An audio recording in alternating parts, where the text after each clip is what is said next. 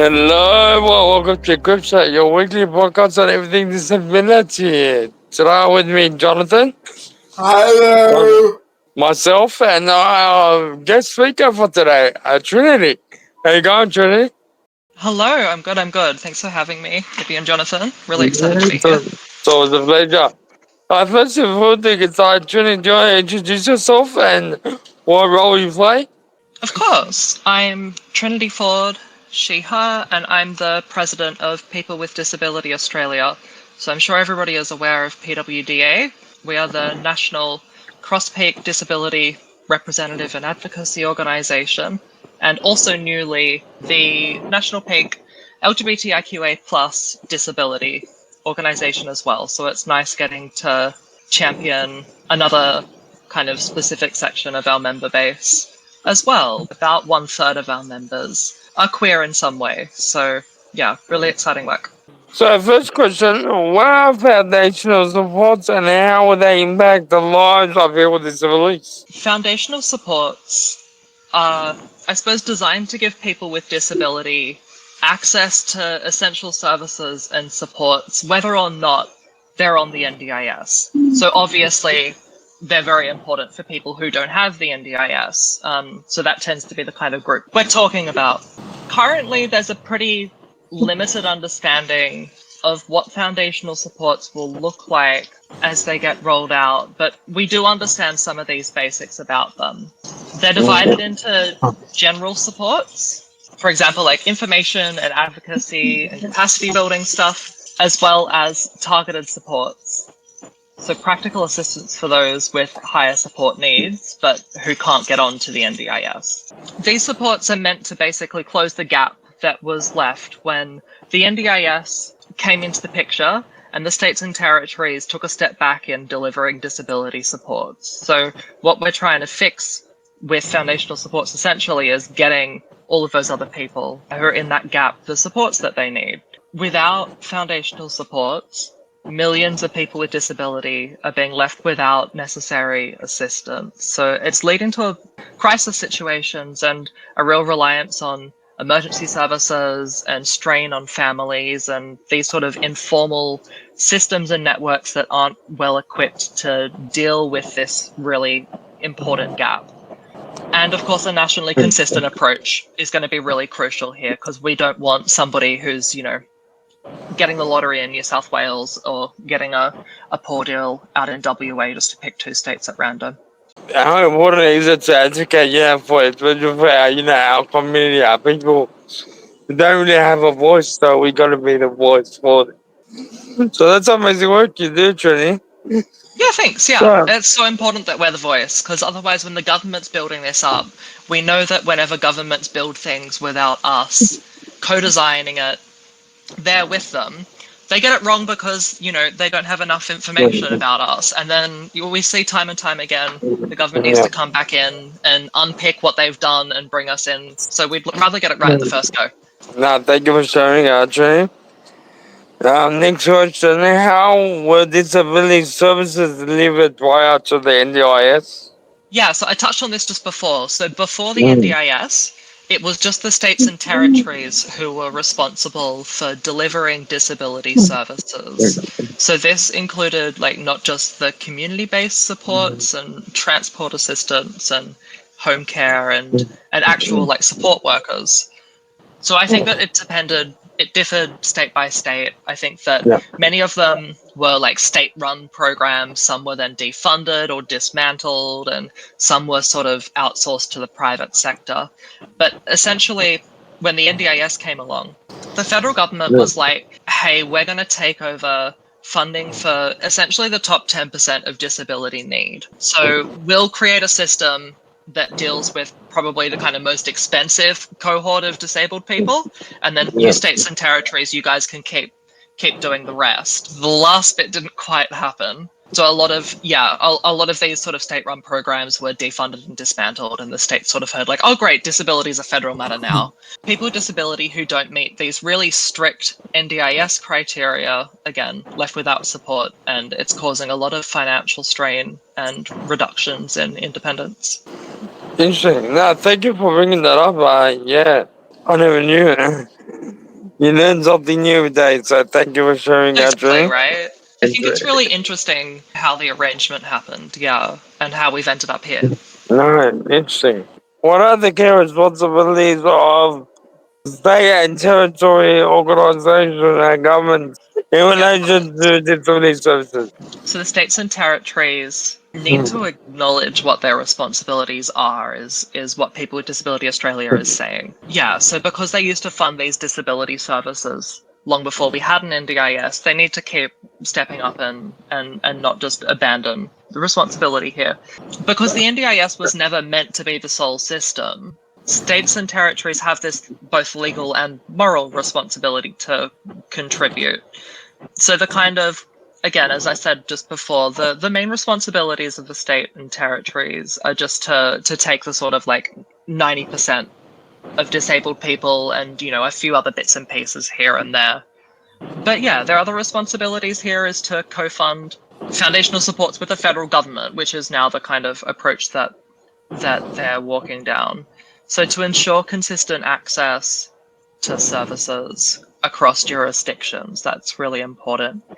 And that we really don't want to see people with disability being caught in like a funding dispute, right? Between state governments and the federal government. It's kind of like pointing fingers at each other like that Spider-Man meme. It's, you know, I mean, like, it's not really about budgets, it's about like basic human rights. True. Now think about that, Dream. Moving on to the next question. How are the lack of foundational, supports putting pressure on the health and emergency services? I think this one's really interesting because it kind of shows what happens if we don't set up these systems properly. So without foundational supports, people with disability keep ending up in crisis, and it keeps leading to, you know, unnecessary either hospital admissions or even like really extended hospital stays where there's nowhere else for somebody to go. I know a lot of disabled people are stuck in emergency accommodation, so things like motels and hostels, and those are often not accessible places for us to be either, as well as just not a place that you can build a life from. We know that disabled people end up in nursing homes as well. There's sometimes the aged care system has taken over as an emergency safeguard there. I mean, most concerning of all, we know that it leads to increased police interventions. When people with disability don't have our needs met, for a bunch of us, we know that that can lead to behaviors of protest or behaviors of concern. When there's not a more appropriate system to hear that protest or behavior and then go and meet the need behind it, then you end up with police who are only really trained in how to like use force to kind of manhandle people, right? So it's a really big concern. Some of the other concerning areas here, like I touched before on, it burdens families. So often family members and friends are left to fill the gaps. It places a really significant strain on unpaid carers, which was a big driver for why we introduced the NDIS, to make sure that we could kind of fix the gendered element of this, that it's often a lot of women and family members who are doing this unpaid care labor. So that's an important way to make our society fairer. And, you know, I mean, the same there applies for community services as well. Various sort of charities and not-profits and such need to step in and fill the gap. So, I mean, I'm essentially just saying the absence of these proper supports, it increases mental health crises, homelessness, interactions with the justice system, and these are all things that we can prevent and we can stop, that are actually occurring now. We can stop them with proper rollout of foundational supports. No, thank you for that.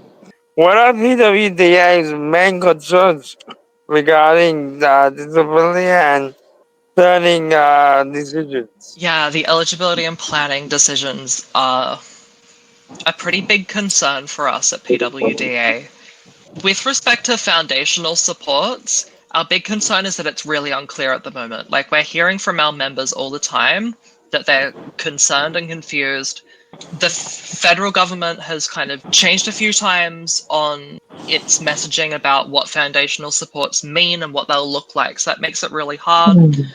for disabled people to plan their lives in the future leaves us uncertain about what kind of supports that we'd be able to access in the future.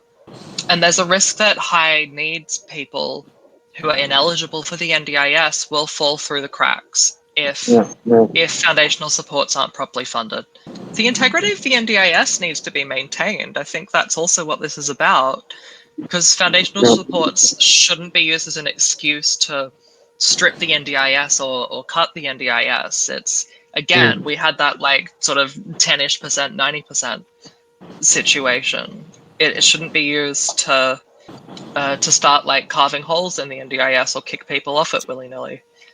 Yeah, so PWDA, we advocate for clear, nationally consistent eligibility criteria, which has low barriers to access to make sure that we can capture as many people as possible, and also avoid all of the unnecessary bureaucracy and delays that we see with the NDIS. Now, thank you for sharing, Trinity. And what is the role of co-design in the development of foundational supports? Well, co-design's crucial, really, isn't it? Like, people with disability have to lead the design and the implementation and also evaluation after of foundational supports. Otherwise, it gets set up wrong. Our disability representative organizations and disabled people's organizations need to both be at the center of this decision making. So not sidelined in favor of government or for-profit providers. We want to be in the room doing like real co-design, working with government to get them the information that they need, call out if something is not going to work so that they can like fix it ahead of time. We also want to make sure in this rollout that foundational supports are culturally appropriate. We know that there's several different identity and minority groups which, if they aren't properly represented in the room, then the rollout of foundational supports isn't going to work for them properly. So that's really important, as well as obviously making sure that they're accessible from like kind of a baseline and that they meet real need. Foundational support should be meeting our actual needs and what we need, not just, we want to just make sure that it's not sort of like, something that like says it's offering stuff but isn't actually working for us on the ground. The kind of on the ground implementation of this is going to be really important. So yeah, I mean, consultation to date has it's been inadequate. We haven't been consulted with in the kind of rich co-design way that needs to happen. We've also seen many people with disability and representative organizations who've been excluded from the process or given really limited opportunities to engage in the process. And PWDA calls that out because we can't do this unless all of us are in the room. Thanks for pointing that out. I think it's important to have this very representation in the room. Yeah, it's all of us, isn't it? Right? Exactly. Yeah.